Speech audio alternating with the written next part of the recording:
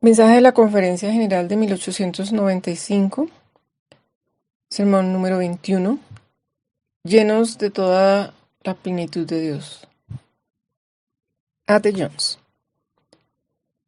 Seguimos en el estudio de aquello que es nuestro en Cristo. No debemos olvidar que el Señor nos ha resucitado y que en Cristo nos ha hecho sentar a su diestra en la existencia celestial. Gracias a Dios por morar allí, en su glorioso reino. Continuamos estudiando lo que tenemos en Él, allí donde Él está, y cuáles son los privilegios y bendiciones que en Él tenemos y que nos pertenecen.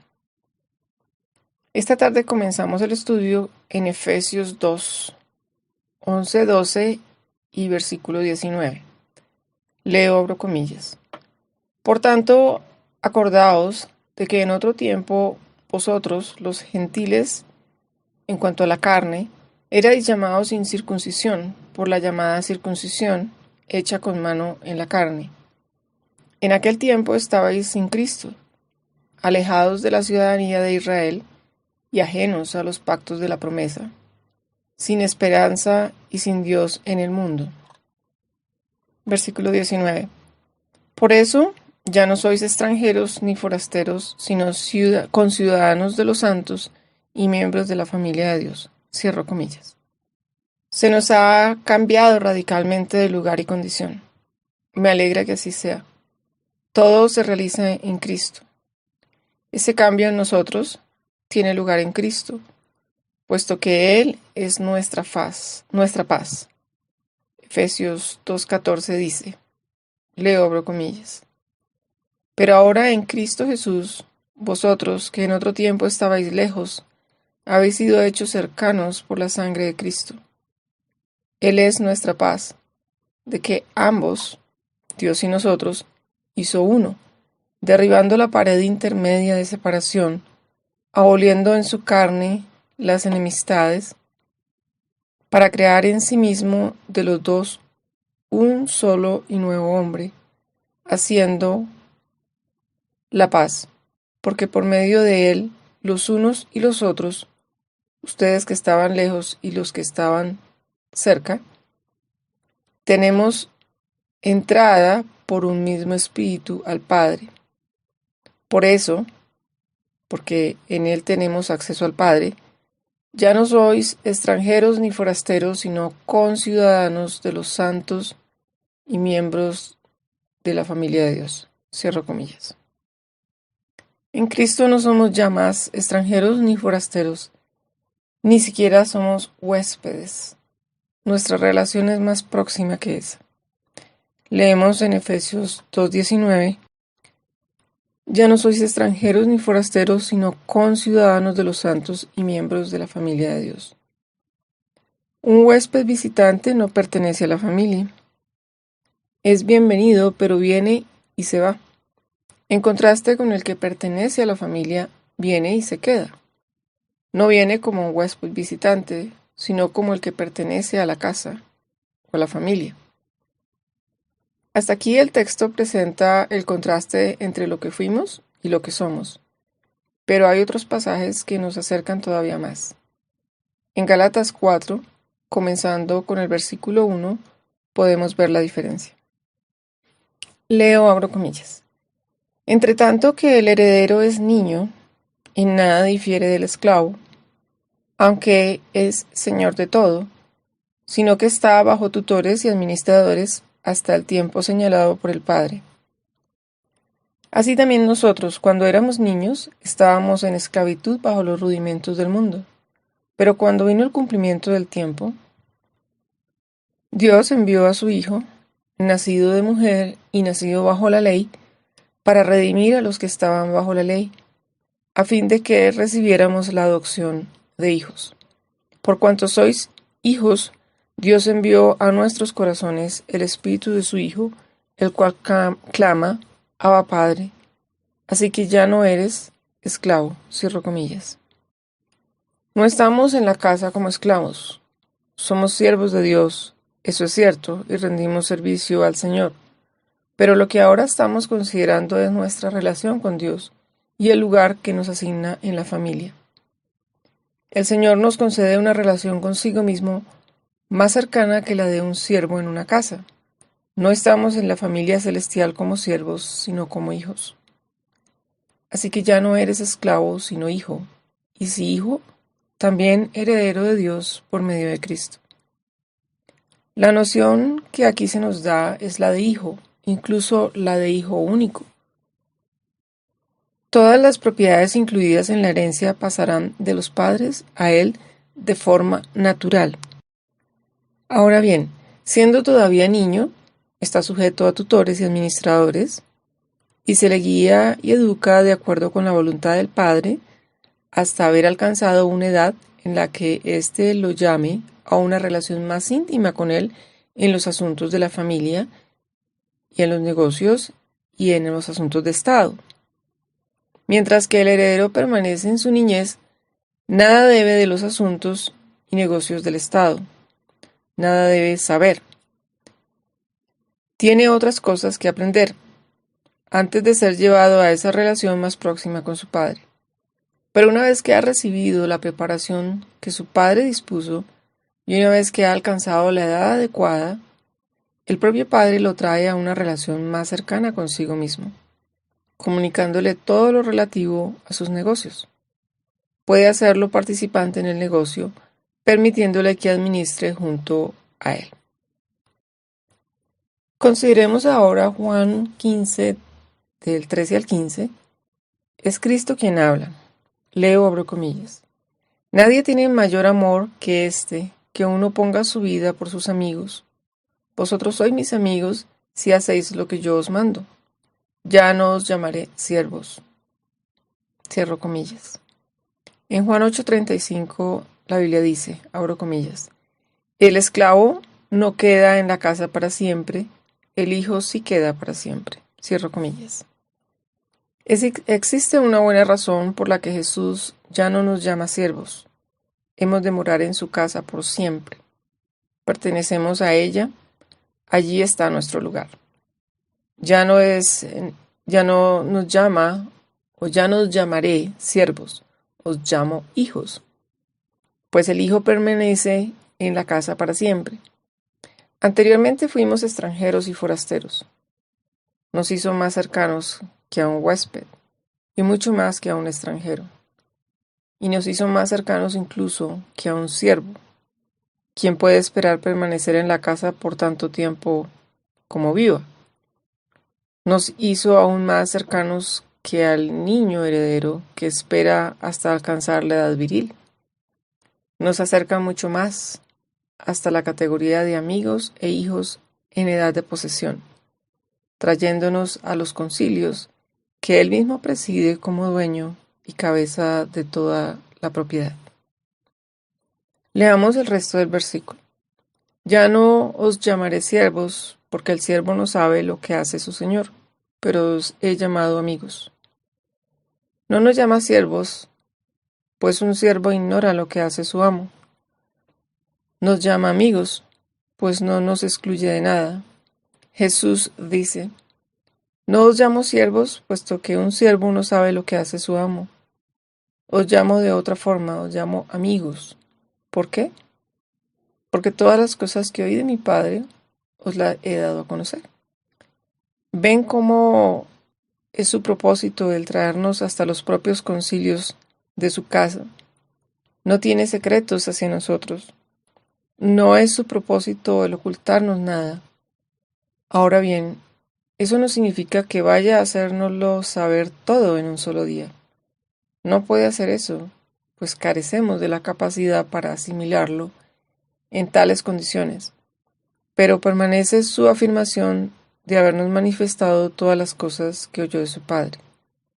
Nos da la bienvenida al conocimiento de todas ellas, pero nos concede tiempo para que podamos recibir su verdad. ¿Cuánto tiempo? La eternidad, una vida eterna.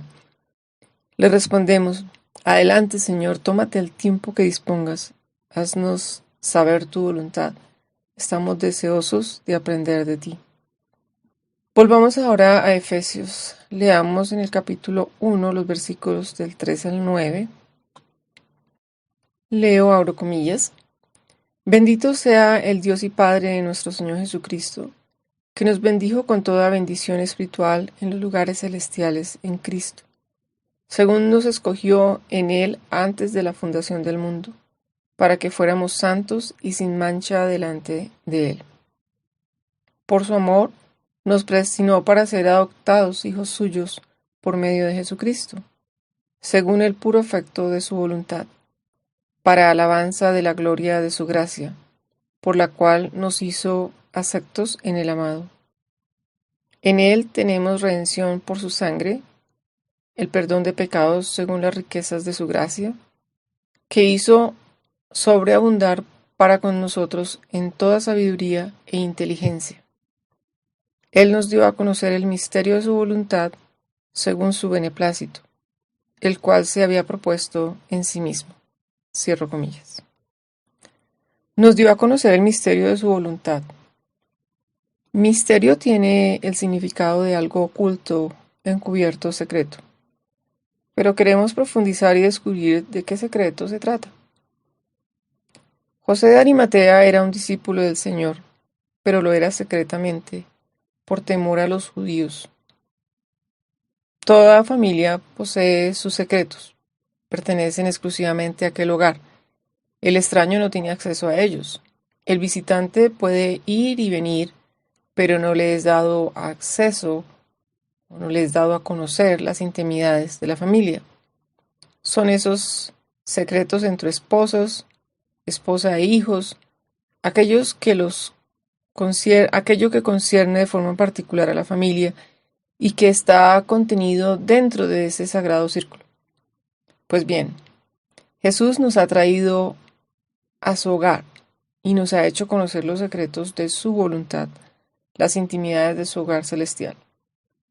El Señor nos lleva a una relación tan íntima como para compartir con nosotros los secretos de la familia. Ni siquiera de eso nos excluye. Hay otro versículo que podemos leer. Observen. Hay asuntos en esa familia divina, hay secretos que vienen desde muy antiguo, desde mucho antes que ingresáramos en la familia. Éramos extraños a esa familia, no teniendo relación alguna con ella. Pero el Señor nos llamó y vinimos. Y ahora nos ha adoptado en la familia, trayéndonos a esa estrecha relación consigo en la que se propone hacernos partícipes de todos los secretos de la familia. A fin de poder realizarlo, como ya vimos anteriormente, necesitamos mucho tiempo de permanencia allí. Y Él necesita mucho tiempo debido a que nuestra capacidad para entender es limitada. Y es en contraste con su gran riqueza y sabiduría. Más aún, necesitamos que nos lo haga saber uno que esté perfectamente familiarizado con todos los asuntos de la familia desde el principio. ¿Hay alguien en la familia que conozca plenamente todos los asuntos internos desde el principio y que esté en disposición de hacérnoslo saber? Miremos, leamos en Proverbios 8, desde el versículo 22. Leo, abro comillas. Jehová me poseía en el principio, ya de antiguo, antes de sus obras. Eternamente tuve la primacía, desde el principio, antes de la tierra. Fui engendrada antes que los abismos, antes que existieran las fuentes de muchas aguas, antes que los montes fueran formados, antes que los collados ya habían sido yo engendrada, cuando él aún no había hecho la tierra, ni los campos, ni el principio del polvo del mundo. Cuando formaba los cielos, allí estaba yo. Cuando trazaba el círculo sobre la faz del abismo, cuando afirmaba los cielos arriba, cuando afirmaba las fuentes del abismo, cuando fijaba los límites del mar para que las aguas no transgredieran su mandato, cuando establecía los fundamentos de la tierra, con él estaba yo ordenándolo todo. Pues bien, ese es el mismo que os ha dicho a vosotros y a mí. No os llamo siervos, sino amigos, ya que el siervo no sabe lo que hace su señor, y yo os he dado a conocer todas las cosas que el Padre me hizo conocer. si se trata de aquel que estuvo junto a él desde los días de la eternidad. Nos dice ahora: os llamo amigos, puesto que os he manifestado todo lo que el Padre me mostró. No es solamente que nos concede el tiempo necesario para hacernos saber las cosas, y no es solo que Él se tome el tiempo para que pueda ser así. Además, es Él quien está perfectamente calificado para comunicarlas a nosotros, por haber estado allí desde el principio del tiempo. Conoce todos esos asuntos y afirma que no quiere retener nada de nuestro conocimiento. Hermanos, eso significa que tiene una gran confianza en nosotros. Os voy a leer algo que me llegó desde Australia en el último correo, y sin duda reconoceréis a qué pluma corresponde. Leo ahora comillas. El ser humano no solo es perdonado por el sacrificio expiatorio, sino que mediante la fe es acepto en el amado. Regresando a su lealtad a Dios, cuya ley transgredió, no es meramente tolerado, sino honrado como un hijo de Dios y miembro de la familia celestial. Es heredero de Dios y coheredero con Cristo. Cierro comillas. Pero nos resulta tan natural el pensar que simplemente nos tolera cuando creemos en Jesús. Nos parece como si forzándose a sí mismo pudiera llegar a soportar nuestros caminos un poco más de tiempo, en la esperanza que mejoraremos hasta el punto de poder agradarle, y haciendo entonces posible que confíe en nosotros. Nos resulta muy fácil pensar de esa manera, y Satanás está más que dispuesto a procurar que pensemos así. Pero el Señor no quiere que vacilemos en la duda acerca de nuestra posición ante Él, de ninguna forma. Nos dice: siendo que habéis creído en mí y que me habéis aceptado, sois aceptos en mí. No es mi propósito simplemente el tolerarlos y sufrirlos. No, confiaré en ustedes como en verdaderos amigos, haciéndolos entrar en los concilios de mi voluntad y dándoles participación en todo lo relativo a la herencia. Nada hay que me proponga ocultar de ustedes, de su conocimiento.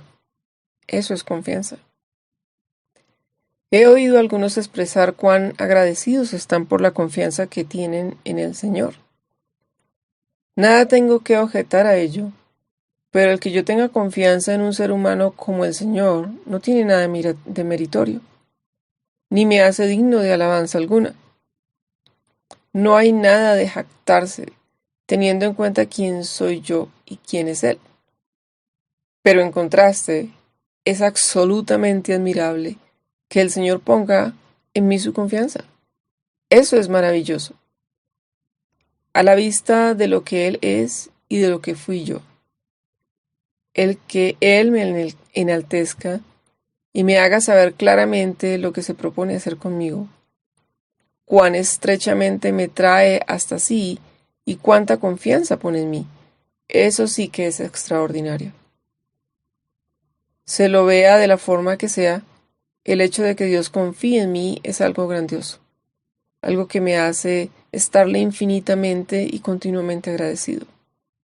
Ya es maravilloso que el Señor deposite en nosotros su confianza, en el grado que sea, pero lo cierto es que lo hace de forma ilimitada. A partir de los textos comentados pueden ver que no hay límite a la confianza que Él pone en nosotros. ¿Cuál es el límite de la confianza que un hombre pone a un amigo, a quien trae a su casa, convirtiéndolo en uno de la familia y haciéndolo participante de los secretos de esa familia? Observen que el que alguien sea bienvenido y se le dé libre acceso a los secretos de la familia constituye el grado más alto de confianza y amistad posibles que un ser humano pueda dar. Es una demostración del mayor grado inimaginable de confianza que una persona pueda depositar en otra. Bien, pues esa es precisamente la forma en que el Señor trata a quien cree en Jesús.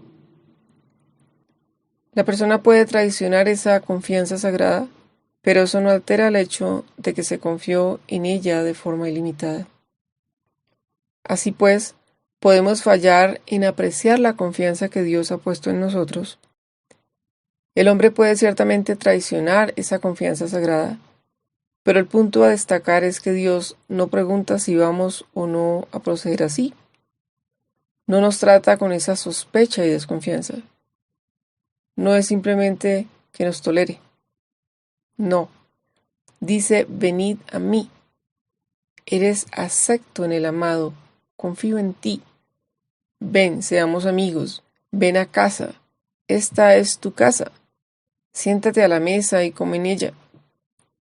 A partir de ahora eres uno de la familia, en igualdad con los que siempre estuvieron aquí como familia. No te va a tratar como un siervo, sino como un rey, haciéndote saber todo lo que hay por saber. Hermanos, ¿no despertará eso nuestra gratitud y amistad hacia el Señor? No vamos a tratarlo a Él como corresponde. No permitiremos que esa confianza que pone en nosotros nos subyugue y nos haga rendir a Él, haciendo que nuestro comportamiento honre esa confianza. De hecho, nada tiene mayor poder de atracción en el ser humano que la demostración de confianza en Él. La sospecha tiene un efecto contrario. Continúo leyendo en Juan 15, 14 al 15. Leo, abro comillas. Vosotros sois mis amigos si hacéis lo que yo os mando. Ya no os llamaré siervos, porque el siervo no sabe nada de lo que hace su señor. Pero os he llamado amigos, porque todas las cosas que oí de mi Padre os las he hecho conocer. Cierro comillas. Leamos ahora Juan 16:12. Dice, aún tengo muchas cosas que deciros. ¿A quién? No volvamos a dirigir esas palabras de nuevo a aquellos discípulos. Se refiere a vosotros, a usted y a mí aquí y ahora. ¿Acaso no nos ha resucitado entre los muertos? ¿No nos ha vivificado juntamente con Jesucristo? ¿No nos ha hecho sentar con Él a su diestra en los lugares celestiales? Aún tengo muchas cosas que deciros. ¿Quién tiene muchas cosas aún que decirnos? Jesús. Pero ahora no la podéis sobrellevar. Muy bien. La eternidad me dará la ocasión para crecer en comprensión y entendimiento, de manera que pueda sobrellevarlas entonces. No debemos precipitarnos. Dice la palabra en el versículo 7 del mismo capítulo. Pero cuando venga el Espíritu de verdad, Él os guiará a toda verdad. Eso es debido a que no hablará por su propia cuenta. Es decir, no hablará de sí mismo. No se trata de que no vaya a hablar sobre sí mismo. No, esa no es la idea. Si bien también es cierto que no hablará acerca de él mismo. Lo que el versículo dice es que no hablará por él mismo. No lo hará, como no lo hizo cuando vino al mundo. Jesús dijo, las palabras que yo os hablo, no las hablo por mi propia cuenta, sino que el Padre que vive en mí, Él las hace las obras. Juan 14:10.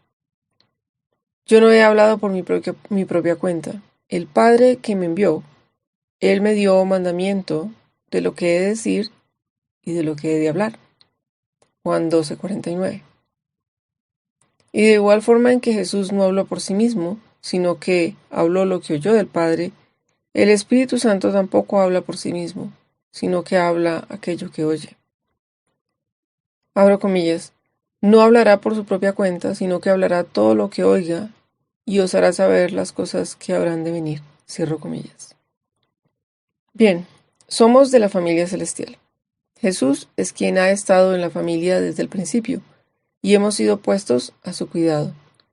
Es Él quien va a decirnos todas las cosas. Está escrito, de los 144,000, que siguen al Cordero por donde quiera que va. Es porque Él tiene algo que explicarnos, algo que mostrarnos.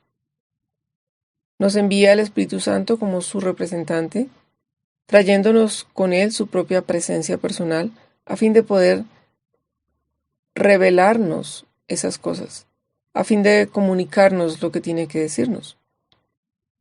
Juan 16, 13 y 14 dice, abro comillas, os hará saber las cosas que han de venir. Él me glorificará, porque tomará de lo mío y os lo hará saber. Cierro comillas. ¿Cuál es pues la función del Espíritu Santo? Recibir esas cosas de la familia celestial y mostrárnoslas a nosotros.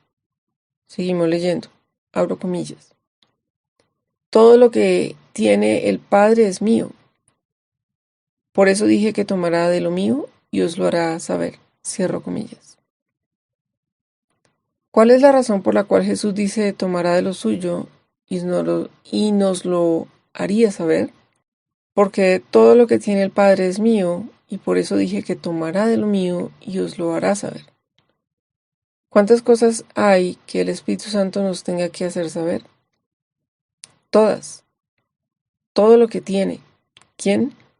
Todo lo que tiene el Padre. No hay nada que vaya a retener. Ahora leamos en 1 Corintios 2, de 9 al 12. Leo, abro comillas. Como está escrito, cosas que ojo no vio ni oído yo, ni han subido al corazón del hombre, son las cosas que Dios ha preparado para los que le aman. Cierro comillas. Somos herederos de Dios y coherederos con Cristo, a quien Dios constituyó heredero de todo. Eso está en Hebreos 1:2. Así pues, lo que Dios preparó para los que le aman es todo lo que contiene el universo. Eso debiera motivarnos a amarle. Pero, ¿cómo podemos llegar a conocer esas cosas grandes que ojo no vio ni oído yo, ni han subido al corazón del hombre? Dios nos las reveló a nosotros por el Espíritu, porque el Espíritu todo lo escudriña, aún lo profundo de Dios. 1 Corintios 2:10. ¿Con qué objeto escudriña el Espíritu lo profundo de Dios? Para traérnoslo a nosotros. Son cosas demasiado profundas para nosotros.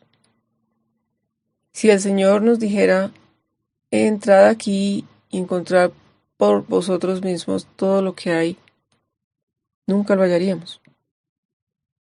Pero Él no nos deja en ese punto. Se propone revelárnoslo. Por lo tanto, lo pone todo en las manos de Jesús, quien ha estado con Él desde el principio, y quien es uno con nosotros, y Él nos lo revela mediante su Espíritu.